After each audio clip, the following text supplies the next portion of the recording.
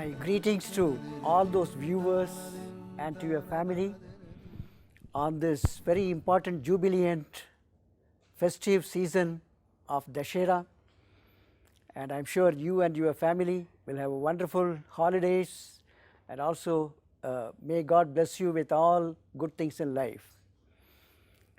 I would like to pay my tributes as well as salutations to Dr. Ashok Chauhan, the founder president of Amity group of educational institutions, who is really contributing to this topic of emerging India, who is really building India, building our nation through education, research, innovation and philanthropy. So, my salutation to you, sir. I would also like to thank Mr. Ajit Chauhan, popularly known as, affectionately known as C8, and who has been coordinating this whole important mission of Amity with regard to the online and distance education. I chose this topic on this eve of Dashera, festive season, and Diwali is coming now. All of you are in a very jubilant celebration mood. I wanted to celebrate also another important emerging India, which every one of you is aware, is palpable, visible. So, I thought I will add to your celebration by choosing this topic, emerging India. If you look at the various eras, 15th and 16th century was really looking at how do we feed the people through agriculture. So, it was known as agricultural era, which lasted maybe for 2 centuries, and many things happened so that we were able to do the cultivation and feed the people. At that time a very small population, today you have 7 billion people. So, that was the agricultural era. India contributed significantly. Then came an industrial era, which is between 1860 to 1940 and 1870 to 1960. So, that period of industrial era we did not contribute much. India did not participate for the simple reason that we were under British colonial rule. Then came an information era where India took a very significant role and participated in a very significant manner to apply information technology revolution in service sector, which fetched India about 60% of GDP coming from service sector through the application of information technology. So, information era India did contribute significantly between 1960 to 2000. But now we are in a new knowledge era, that is the dawn of the knowledge era which we are in. I would like to call it new knowledge era because India vast knowledge superpower.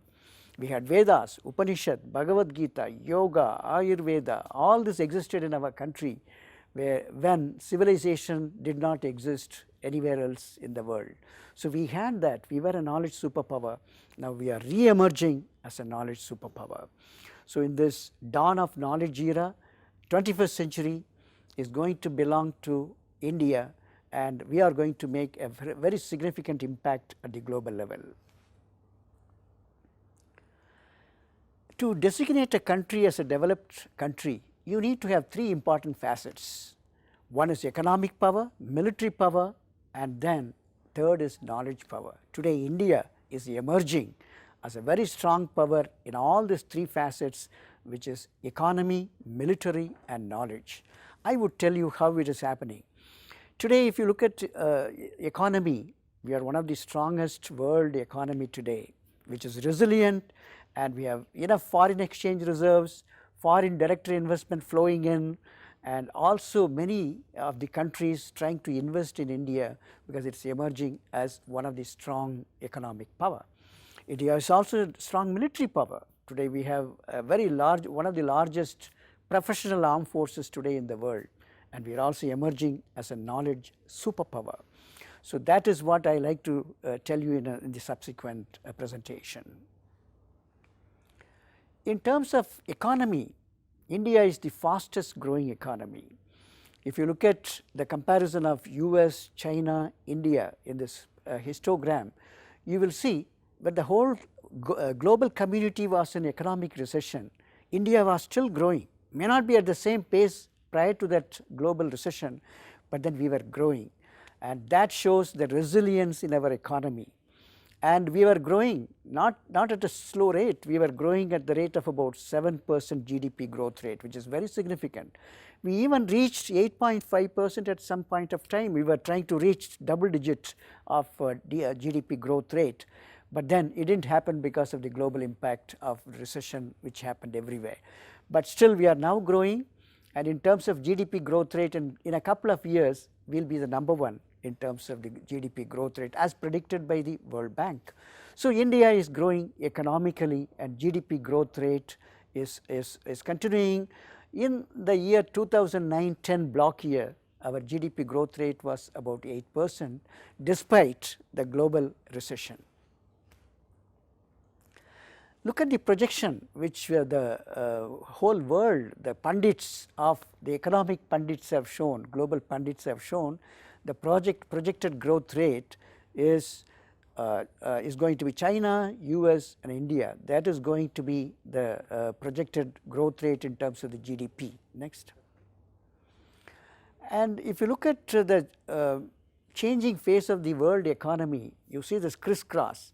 India was at the bottom next to China at some point of time, and then you see the exponential growth after 2000, after the economic reforms which we brought in, and today we are going to reach by in another 2 decades, we will be the number 3 in terms of the world economic power. That is China, US and India. This is what is projected by the world community of the specialist experts in the field of economy. And again, now India is becoming the destination for all global business investment. If you see the direct FDI, that is foreign direct investment, and India has come to number 1, overtaking even China today. So, US, if you see the order of merit, it is India, China and US. So, that is the type of global business destination, and India has emerged as the first destination for the global business investment because of the reason that we have the demographic advantage of young people, the workforce, the knowledge workers available in the country today, scientists, technologists, workforce, and young, energetic, zealous workforce available today, and who are also being skilled now as an additional strength which we are giving to those very large population. So, India is the destination for global business investment, and we have come to the top, and we have emerged as a strong global business destination target. Then moving away from economic power, we are also becoming a strong military power. If you look at in terms of the numbers, we are more than 2 million armed forces, professional armed forces. How do you say it is professional? Because we have participated in many international peacekeeping missions, global missions, where we have fought a few wars which have shown the professionalism in our armed forces. So, we have very strong army, navy, air force. More than that, we also have a very strong self-reliance in defense technologies, particularly critical defense technology. India emerged as a nuclear power, wherein the atomic energy as well as the Department of Defense Research and Development together, we demonstrated that India has the nuclear capability for self-defense. And also we made a self-moratorium, being ahimsa being in our genes, we declared a self-moratorium, no first use of a nuclear weapon. And if any country ventures to use it, we will give the punch back by land, air, water, underwater, from any source. We will be able to give that return punch to that country who ventured with a nuclear arsenal on our country. So, why did we go nuclear? We were constrained because of the vulnerability, the security vulnerability in our neighborhood. We had to demonstrate to our own citizens that we have the nuclear capability as well. So, you are safe. So, to prove that, India became nuclear. There was a compulsion for India to become nuclear. So, today we are one of the nuclear power. And we also use atom for peace. I will come to that subsequently. So, we have that capability of protecting self-defense, the nuclear power. The second thing is we have got self-reliance in critical defense technologies, be it missiles, be it an aircraft, indigenous aircraft like 4th generation fighter aircraft, Tejas. We have a family of missiles, and we develop our own main battle tank, and also radar, sonars, torpedoes, arms, ammunition. So, today The self-reliance in critical defense technologies is very vital, which has been able to be accomplished thanks to the Defense Research and Development Organization. So, we are a strong military power as well. If you look at military, we are not only using that military now today for a conventional war, which may be a remote possibility, but then they are every day fighting a war in low intensity conflict situations like in Jammu and Kashmir or Northeast or in any other situations where they have to control and bring in the law and order situation as well as the antisocial and militancy to be controlled. So, all this is now the challenges to the military, which is doing extremely well securing our country both from external threat and from internal threat. They also participate in developmental mission like Ops Sadbhavana, which is done in the border areas, and also they participate in disaster management. If there is an earthquake or a flood or a cyclone, it is the armed forces. Any natural calamities, it is the armed forces first of all they go there and do the rescue restoration operations. So, armed forces role has emerged as a very significant role. So, we are one of the strongest military power today with self-reliance as well as with the professional armed forces. India was also a knowledge superpower. Besides being economic power and also military power, we were a knowledge power. We had Vedas, Upanishad, Bhagavad Gita, Yoga, Ayurveda, all this. We had universities, ancient universities like Nalanda, where people used to come from the neighborhood as well as from faraway countries to seek knowledge. So, we were the repository of knowledge once upon a time. We had Dakshila, the first university, Shantiniketan now. So, you see we had that knowledge hub in our country. So, India was a knowledge superpower and many countries invaded us for seeking that knowledge and also taking away some of the wealth of those knowledge to utilize them for their own development. So, India was giving. So, India had that ancient the knowledge hub in the form of universities. It was a knowledge superpower, and you see even now the world class the recognition in information technology, it is coming from India, particularly the southern part of India, which has emerged as a hub besides the Silicon Valley at the global level. So, we are the second largest pool of scientists and engineers in the world. So, that again in terms of number, the critical mass of the knowledge workers is huge, and this is going to be in another decade or so, 1 in 4 the knowledge workers at the global level is going to be an Indian, be it a graduate or a scientist or a nanotechnology specialist.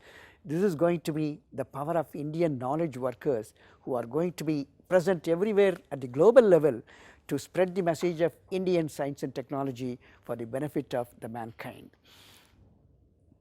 And we are also focusing now on higher education, because earlier the focus was on primary, secondary education. Now, the right to education has been promulgated, the act, and now people have the right to education. So, we are now spreading horizontally the base of giving and reducing illiteracy level, which was a major problem a couple of decades ago. And then the number of people getting into higher education is also going up, and then we are also focusing on vocational training, skill development, and that is also getting a focus. So, you will see the enlightened citizens coming out from the and skilled knowledge workers will emerge from the portals of the educational institutions of India.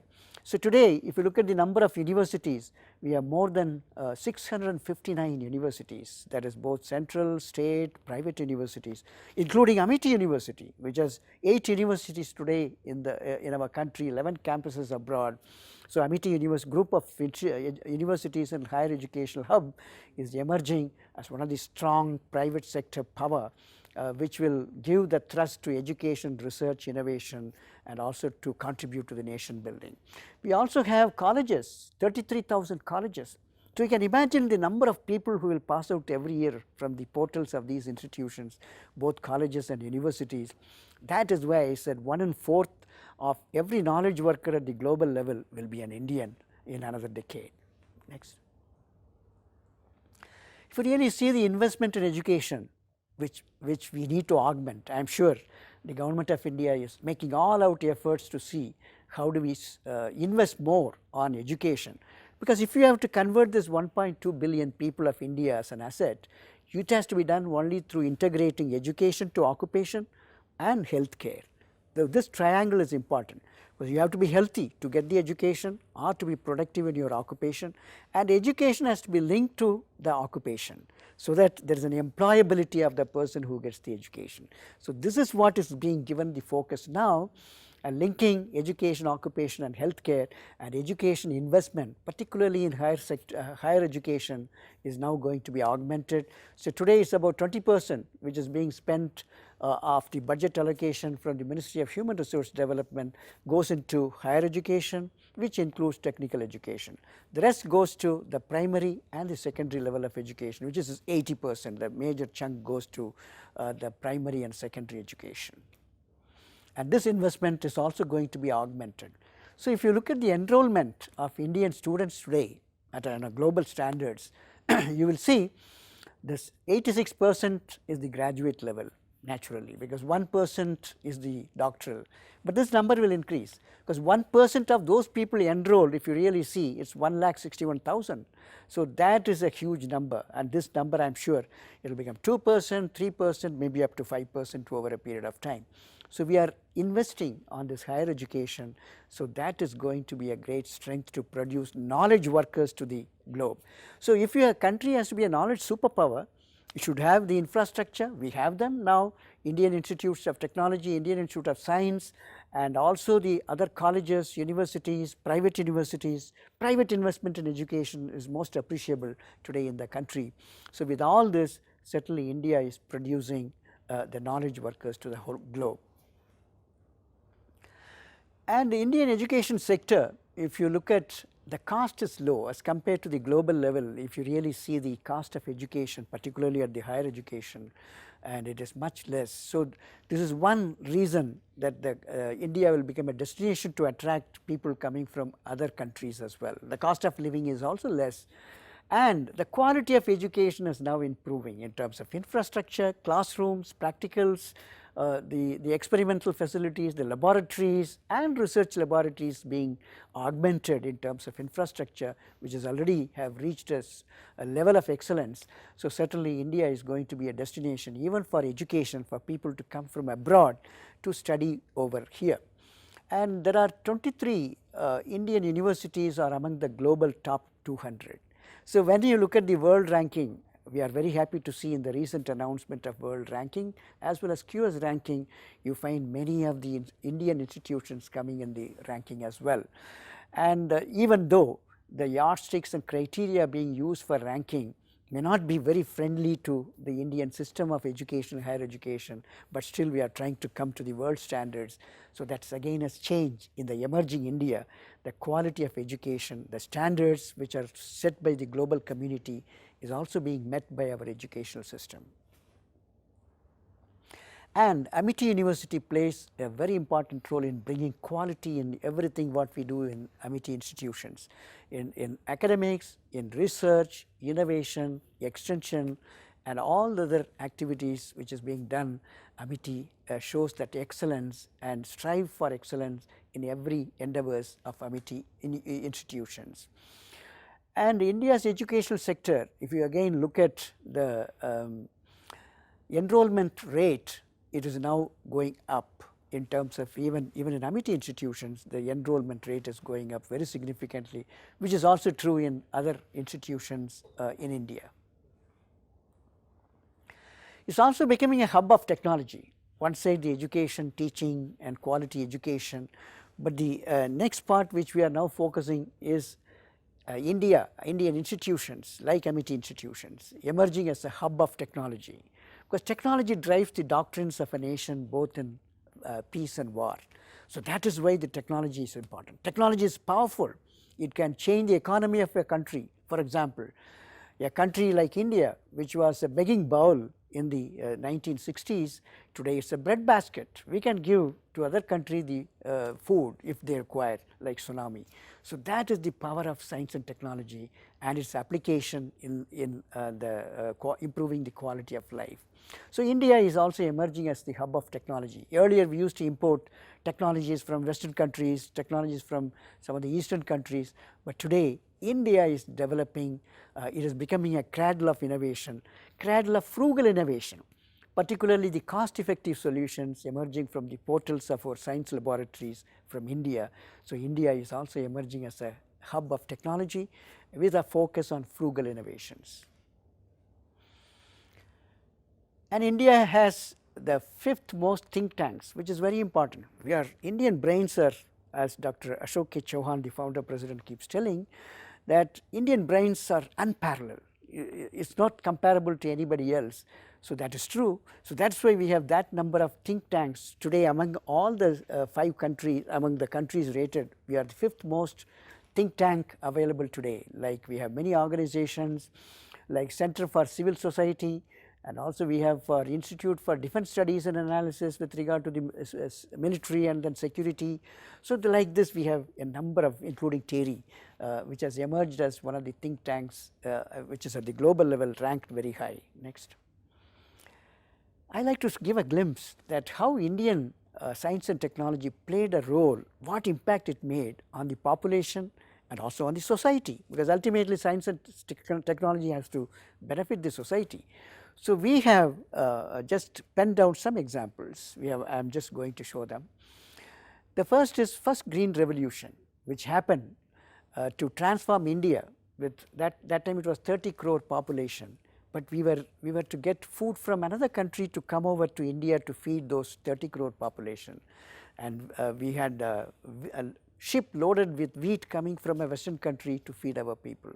But now today, application of science and technology, through the first green revolution, Professor M.S. Swaminathan, and we had Mr. C. Subramaniam as the minister there in the agriculture in Tamil Nadu and in the country, and also we had involvement of farmers, agricultural scientists working together as a team. We were able to bring in first green revolution. So, we became self-reliant to a very large extent in food, which includes, and we came in the top 5 in vegetable production, pulses, cereals, horticulture produce, all this we are top 5. And then we also became number 1 in milk production. So, all this happened because of the application of science and technology. We produce dwarf varieties of wheat, dwarf varieties of rice, hybrids. So, all these varieties and hybrids were brought in, and today we became self-reliant. When tsunami occurred, we were able to offer food to another country. So, that is the level of power of science and technology which produced the green revolution to feed the people.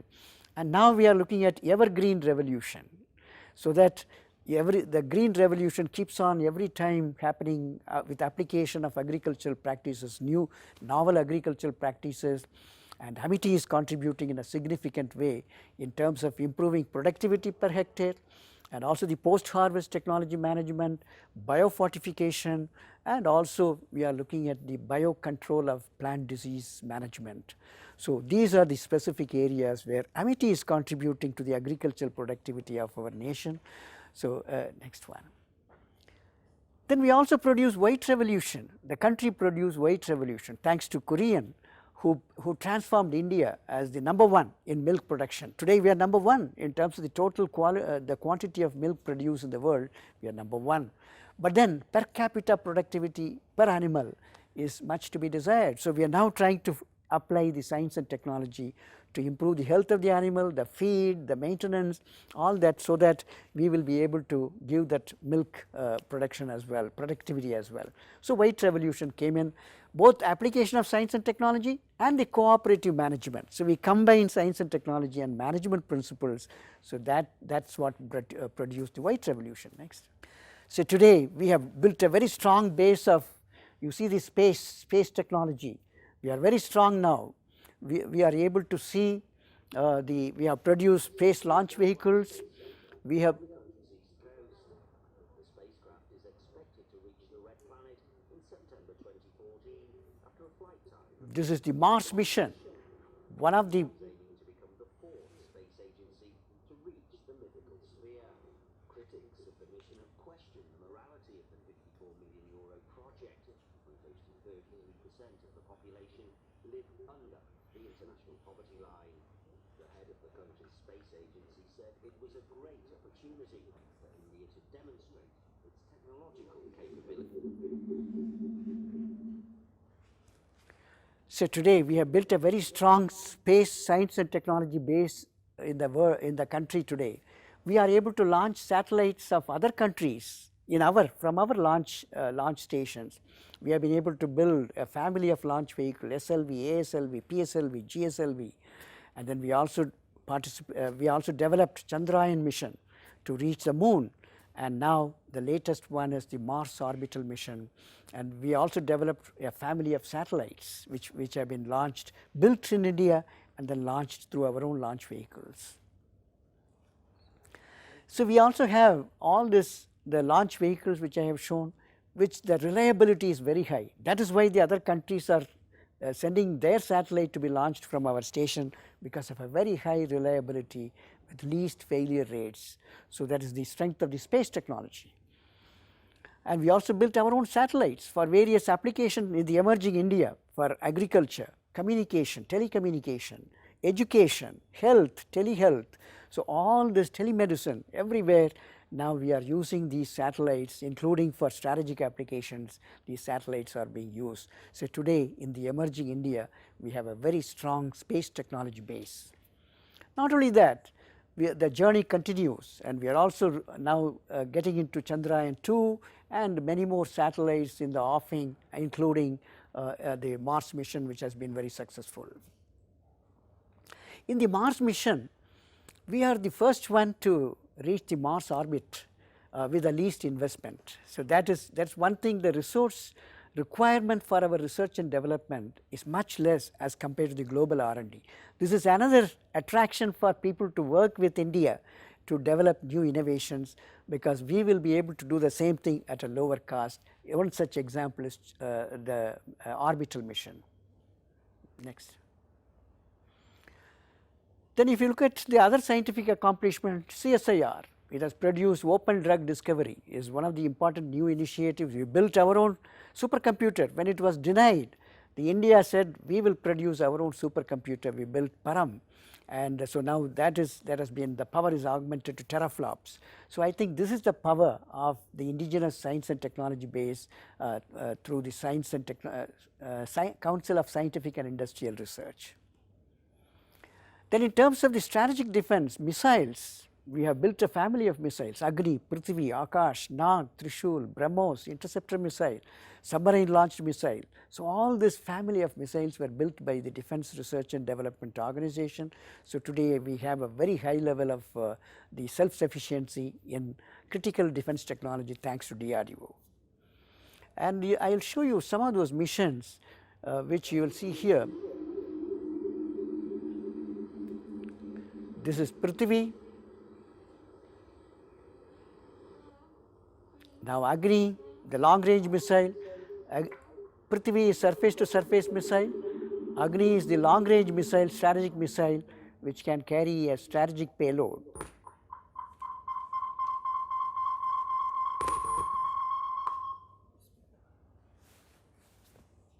Next. Then this also in the propulsion technology, cryogenic engine was tested by the Space Department. Next. And DRDO also built the 4th generation fighter aircraft, Tejas. This is with the modern, the airframe being composites, lightweight, and the modern avionics, fly-by-wire, digital cockpit. With all this, we built a country which did not produce a car of its own design till the Tata Indica came in. We built the 4th generation fighter aircraft, and today is getting inducted into the Indian Air Force. So there is a self-reliance in building our own fighter aircraft of this class. Then we also built our own main battle tank Arjun. Again, DRDO's contribution. We built the main battle tank Arjun, and many of them are inducted into the armed forces. Now they are looking at an improved version of the main battle tank, yet another important milestone in terms of our technological capability in the defense sector. Then we have many other accomplishments in atomic energy. We are using nuclear power that is now getting augmented. So at least we are aiming at producing 10% of our power requirement should come from the nuclear. So every system is working towards that goal. So we have built a number of power stations the nuclear power stations. And these are some of them next. And also the technologies which are required for building such stations is now getting indigenized. It is a major accomplishment from the atomic energy. Information technology sector is again yet another important domain in which India has made a very significant mark. Now, we will be also developing high-end software and hardware over a period of time, even though we have used IT sector in application in the service sector, but now today we are in the process of developing our own indigenous softwares, hardwares, including those which are required for cyber security. So, our accomplishments in nanotechnology is again very commendable. You will see in terms of the publication, research publication, India assumes the 3rd position in terms of the number of publications in the nanotechnology domain. And if you look at the knowledge workers, it's predicted in another decade that every 1 in 4 of, that is 25% of the knowledge workers in nanotechnology field will be from India. Patent, the IPR protection was only 10 years young in our country. People were not, we thought knowledge should be open to be benefiting the society. So, we never bothered about either patent, copyright or trademark and so on, but today that awareness has come in and the number of patents being filed by various institutions has gone up. And now, for example, in the world, now we are assuming exponential growth in terms of the patent filing, including those from Amity. So, India is emerging as a knowledge superpower. This we did not predict. New Scientist 2005 issue, the year 2005 issue has predicted. This is the cover page wherein Indian tricolor flag and with the encryption, India the next knowledge superpower, predicted by the world scientific community that India will emerge as a knowledge superpower, which is happening now. And India had that, as I mentioned, that we were the first one to produce, like in medicine, we had Charak, and in surgery we have Sushruta, and we had also the Vedas, and we also had the mathematics, the numerical counting ability. Einstein says that but for India, we would not have been able to count beyond certain numbers, and that was very essential to have the creativity, innovation and development in science and technology. So, India has that base. We found the cipher, and we also gave the Pythagoras theorem. So, all this came from Indian concepts. We had astronomical developments much earlier, before what you have today. Next. And in terms of cultural heritage in the emerging India, you will see in diversity we have a number of religions, number of celebrations, number of functions which are organized, number of festivals which are being celebrated, and we have various cult languages spoken, but still we are united in that diversity. So, unity and diversity, this is very important, which is going to be a winning factor. We have a root of culture, civilization, intellect, and also the soft skills which are available, which will take India to a lead role. And we produced religion. Buddhism came in, Jainism came in from India, so Hinduism. So, all this now going to bring in global peace and harmony for the global community. What Amity has contributed to this nation building? We have made very significant the contributions from Amity universities and educational institutions. We are producing enlightened citizens, human resource to the whole globe. Our Amity alumni are present everywhere in a very good position at the global level. So, we are producing to the whole globe, not only to India, the enlightened, skilled knowledge workers with soft skills necessary. So, we produce that. And then we also bring research and innovation as a forerunner in all our educational institutions. So, that is the whole spirit in our educational institution. So, research and innovation.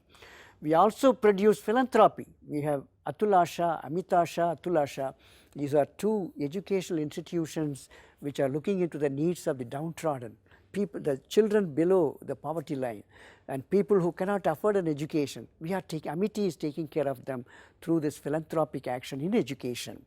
Similarly, we have Amity Radio, which spreads the message, science to reach from lab to land, and also mind to market. So, all this is the concept in which the Amity works. So, we have an Amity radio to disseminate the knowledge and also bring in awareness on various issues which are required for the people in the society.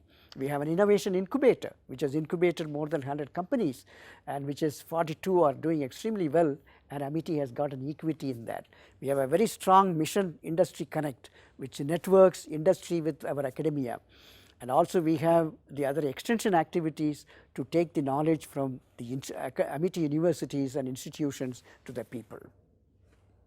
This is how Amity is contributing to the nation building. And if in terms of the number of patents filed, today we have reached the figure, a score of 643 of patents. So, every day it is being increased, maybe 7 more are going to be added by tomorrow.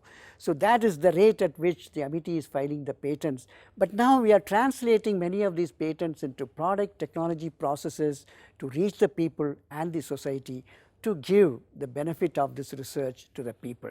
So, we are number 2 in terms of the merit. Amity has come next to IITs. Today we have 8 universities in India and 11 campuses abroad. We have 18 schools and preschools. So, all these are we have about 1,25,000 students who are studying in our campuses, and we also give scholarships for the meritorious people, so that these people, meritorious people who cannot afford or who may not have sufficient money to spend for education, are also supported through this scheme of scholarships. Some of the innovations which have come out of our the science laboratories of Amity University, Rootonic, we have found a root endophyte, Piriforma spora indica, which can augment the agricultural productivity by giving protection, further strengthening the protection by giving protection against the abiotic stress like salinity, alkalinity, and also the temperature protection, and also specific pathogens, protection against the biotic stress as well. And we have tried in many crops. Now we are negotiating with industry to take this technology. Similarly, portable water test, the purification system using nano silver based purification system, which can be used even in villages, and it is very cost effective solution, and again it will reach the industry soon. Next. And we have developed herbal colors. We are focused on herbal because that is one of the biodiversity. Our country has got a rich biodiversity. So, many of the solutions from natural products and herbal source we are looking at, and we have developed a low cost water testing kit which can test 15 parameters. And then the biodegradable plastics we have produced, which is a global requirement today to take care of the environment. Plastics are being used. So, we have developed a very efficacious as well as cost effective biodegradable plastics which will go global.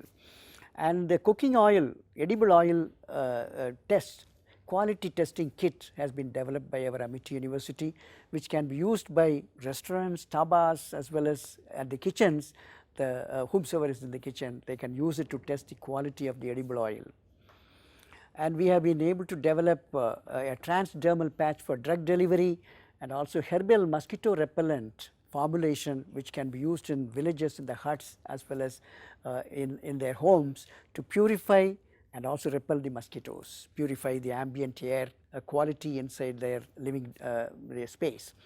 We have also developed a hand sanitizer, again herbal origin, and also herbal green tea, and these are all under the process of getting transferred into industry, and many more. I have just shown a tip of the iceberg in terms of the innovation coming from the portals of Amity Science Laboratories. And we have an innovation incubator. As I mentioned, we develop entrepreneurs, and we want, Dr. Ashok K. Chauhan has given a target. In the next 10 years, we should have equities in 1,000 companies, 15 to 20%, and Amity is working towards that goal to achieve that using our incubator, which we want to start a few more in other campuses as well. And we have also started a research and innovation park, so which the infrastructure is being built now. We have acquired some facility adjacent to Amity University Noida campus, and that will be augmented to have a research and innovation park where all the 3 stakeholders, industry, R&D organizations, and Amity, the scientific capital, being put there in the form of research scholars and faculties who will work there to produce innovations. And the whole philosophy with which India works with all this science and technology development, we have humanism applied with science and technology power. That is a great strength. We want to use them. India never attacked any country in the whole of history, thousands of years of wonderful history of India. India never showed an aggressive posture on any other country, even in the neighborhood. Whereas we were invaded by many countries, even small countries came and invaded us like Dutch, but then we never invaded. So that ahimsa is there in our spirit. We got freedom without even shedding blood. So that is the power which will take India to glory. So Dr. Chauhan has predicted that India will be emerging also as a knowledge superpower and a general superpower. Now I will conclude my presentation with a quote from Dr. APJ Abdul Kalam. So he has predicted even before 2020, India should become a developed India, and India will become a superpower, not only knowledge superpower, but a general superpower. That's what is the prediction both from Dr. Kalam as well as Dr. Ashok K. Chauhan, the founder president of Amity institutions. But all of us have to contribute to the mission. The message I like to conclude by saying that strive for excellence in whatever you do. Contribute your best, all Amitians, that you must share the vision of founder president Amity to be the best in the world, for which you have to excel in whatever you do. Give your 100%, and my best wishes. You are going to be living and celebrating and living in a glorious emerging India. Thank you very much.